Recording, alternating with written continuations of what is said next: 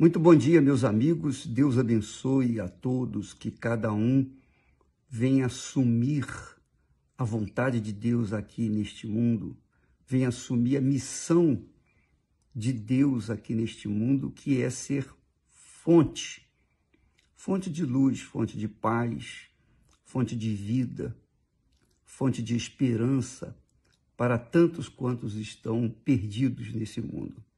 Essa é a vontade de Deus para cada um de nós. Se você quer saber qual é a vontade de Deus para a sua vida, saiba disso. Coloque isso na sua cabeça. O dia que você for uma fonte, então Deus estará sendo santificado na sua vida, glorificado na sua vida.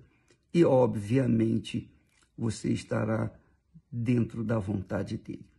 Eu estava falando ontem sobre as virgens, as 10 virgens, quando Jesus fala de que o reino de Deus, o reino dos céus, é semelhante a 10 virgens que, tomando as suas lâmpadas, saíram ao encontro com o noivo, o esposo, o Senhor Jesus. E 5 delas eram prudentes e 5 eram loucas. E eu fiquei pensando ainda, e vou dividir com vocês o que Deus tem colocado dentro de mim com respeito a essas virgens. Porque 10 virgens representam no todo a igreja no todo.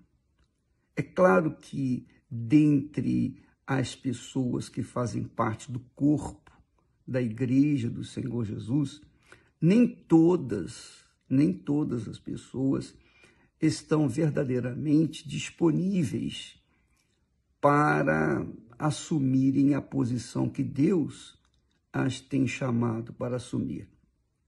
Então, o que chama atenção das 5 prudentes é que elas eram prudentes. Por quê? A pergunta é, por que elas eram prudentes? Elas eram prudentes porque, além do azeite que levavam nas suas lâmpadas, além do azeite, elas o faziam porque tinham consciência de que o noivo viria. E elas estavam aguardando o noivo. Apesar de que, quando chegou tarde da noite, todas as 10 estavam dormindo. Mesmo assim, as 5 que eram prudentes tinham a reserva do azeite, tinham a reserva do fogo, tinham a reserva da fé.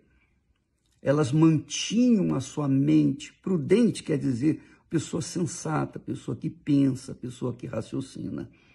Então elas tinham essa consciência que Jesus estava às portas. Então elas mantiveram as suas lâmpadas acesas. Então Jesus as chama de prudentes.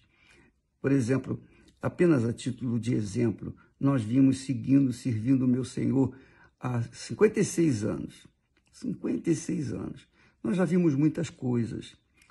56 anos de vida com Deus, a gente já viu muitas coisas, tivemos muitas experiências gloriosas, experiências amargosas, mas nós tivemos nossas experiências e, graças a Deus, chegamos até aqui. Pela misericórdia de Deus, pela compaixão do Espírito Santo, nós chegamos até aqui. Nós enfrentamos muitas lutas, muitas batalhas. Então, em todo esse tempo, nunca pensamos em desistir. Por quê? Porque a nossa fé estava firmada na promessa de Deus, nas promessas de Deus. Então, a gente jamais deixou-se levar pelo que o mundo oferecia. Mantivemos a nossa fé viva porque mantivemos a nossa cabeça, a nossa inteligência na palavra, na promessa do Senhor Jesus. Agora, o que chama atenção para as loucas é justamente o oposto, porque as loucas, obviamente, tiveram os mesmos problemas que as outras que eram prudentes. Só que as loucas perderam a fé ou se distraíram com este mundo, porque a mente delas, a cabeça delas, a inteligência delas, a fé delas não estava esperando, não estava firmada nas promessas de Deus. Justamente o oposto das que eram prudentes. As prudentes mantiveram sua cabeça nas promessas de Deus. Mantiveram suas cabeças nas promessas de Deus. As que eram loucas, não. Elas desviaram a sua cabeça. Elas se deixaram levar pela fantasia, ou pelas fantasias do mundo, pelas ofertas do mundo, que é o que tem mais acontecido nos dias atuais. Muitas pessoas já conquistaram muitas bênçãos de Deus. Foram curadas, foram abençoadas, tiveram grandes sucessos com a subida no altar. Só que elas passaram pelo altar, mas não ficaram no altar, saíram do altar. E se elas deixaram o altar, é claro, o altar também as deixou. E depois elas começaram a andar sozinhas, na força do seu próprio braço. Essas pessoas são consideradas as virgens loucas. Por quê? Porque abriram mão do altar, abriram mão da inteligência, abriram mão da fé, daquela esperança, daquela confiança nas promessas de Deus, porque mesmo diante de tantas lutas que nós enfrentamos diariamente, nós jamais em tempo algum passou pela minha cabeça, por exemplo, poxa, e se não acontecer isso? E se a promessa falhar? E se foi o homem que falhou? Não, nunca passou isso pela nossa cabeça. Nós sempre aguardamos o cumprimento das promessas de Deus e cobramos de Deus, cobramos. Nas minhas orações eu cobro, Senhor, o Senhor é um Deus de justiça. O Senhor é um Deus de justiça e por conta dessa justiça não pode ficar o Senhor, digamos, assistindo o nosso sofrimento, a nossa dor pela tua igreja, pelo teu povo, de forma passiva. Nós pedimos que o Senhor venha cumprir as suas promessas. E é claro que Deus responde, Ele tem respondido.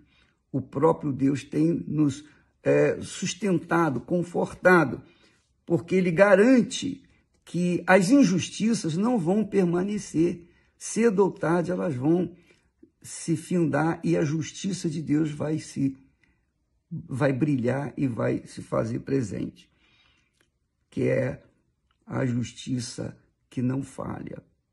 Então, minha amiga, meu amigo, quando a pessoa tem a fé nas promessas de Deus, ela sabe, ela tem consciência de que cedo ou tarde o Senhor vai voltar. E se ele não voltar para buscar a sua igreja, ele vai voltar para fazer justiça àqueles que estão gemendo, sedento pela justiça. Portanto, minha amiga e meu amigo, meu caro amigo, nós sabemos que as injustiças correm frouxas por esse mundo, insegurança, incertezas e muitas coisas erradas. Mas a palavra de Deus não volta vazia. Então, quando a pessoa é prudente, ela mantém a sua mente, o seu pensamento nos pensamentos de Deus. Ela não se deixa levar pelas circunstâncias. Ela mantém-se firme nas promessas de Deus. Agora, se ela é louca, ela deixa de lado a visão da palavra de Deus, a esperança do cumprimento das profecias, das promessas de Deus, para ficar olhando para as circunstâncias. E aí, é claro, ela vai afundar. Não tenha dúvida que vai afundar. Ela e todos aqueles que estiverem com ela na mesma loucura. Porque essa é a lei da bênção e da maldição. Não existe maldição sem causa. Não existe maldição sem causa. Assim como não existe bênção sem causa. Quando a pessoa é abençoada, é porque ela ela foi coparticipante da bênção. Ela fez por onde? Ela se esforçou, ela tomou posse do reino dos céus. Mas quando ela é amaldiçoada, ela contribuiu, ela somou, ela cavou a sua própria cova. E com ela vão também aqueles que estiverem na mesma concordância. Portanto, minha amiga e meu caro amigo, chama muita atenção essa parábola das 10 virgens, lá em Mateus 25.